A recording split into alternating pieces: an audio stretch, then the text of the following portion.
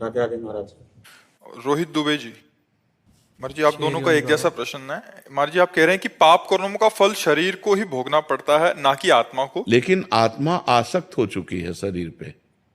समस्या तो इसी बात की फंस गई ना कि आत्मा शरीर में आसक्त हो सकती है। जैसे तुम ईमानदारी से बताओ, तुम अपने को आत्मा मानते हो, शरीर मानते हो ना? इसीलिए उसको बार बार दुख भोगना पड़ रहा है, जन्म मरण भोगना पड़ रहा है। यही बात को, इसी को जब हम साधना के द्वारा अपने को अलग देख लेते हैं तो जीवन मुक्त हो जाता है, वो विदेह मुक्त हो जाता है, वो मोक्ष को प्राप्त हो जाता है। समस्या तो यही है कि निर्विकार आत्मा विकारी शरीर में फंस गई। शरीर ने नहीं फंसा, आत्मा ने स्वयं इसको स्वीकार कर लिया। जैसे मैं पुरुष हूं, अब वो मैं है आत्मा और पुरुष है माया। अब आत्मा ने माया को पकड़ लिया और कह रहा है माया ने मुझे पकड़ लिया। उल्टा बोलेंगे ना आप बोलेंगे उल्टा कि मैं तो छूटना चाहता हूं पर माया ने मुझे पकड़ लिया। ऐसे हम पकड़े हैं। अब हम कहते हैं माइक ने मुझे पकड़ लिया, मैं तो छोड़ना चाहता हूं। तो छोड़ दो।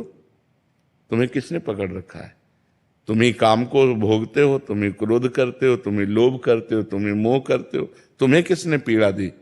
तुम जब इच्छा करोगे तब आएगा, ऐसे थोड़ी काम आ जाएगा। आप विषयों का ध्यान करोगे, विषयों का चिंतन करोगे तो काम आ जाएगा। अगर भगवान का चिंतन करोगे, भगवान का ध्यान करोगे तो भगवान आ जाएंगे। तो हमारी गलती हो गई है। इसी गलती को मिटाने के लिए हमें मानव देह मिला है। हम खूब नाम जप करें, शास्त्र स्वाध्याय करें, गंदे आचरणों का त्याग करें, राधे राधे पवित्र भोजन करें, समाज को सुख देने वाले कार्य करें, किसी को दुख न दें। अभी ज्ञान प्रकट होना शुरू हो जाएगा। और जैसे जैसे ज्ञान प्रकट होगा तो जैसे हम आपको अलग देखते हैं ना, ऐसे हम अपने शरीर को अलग देखते हैं। जितना दूर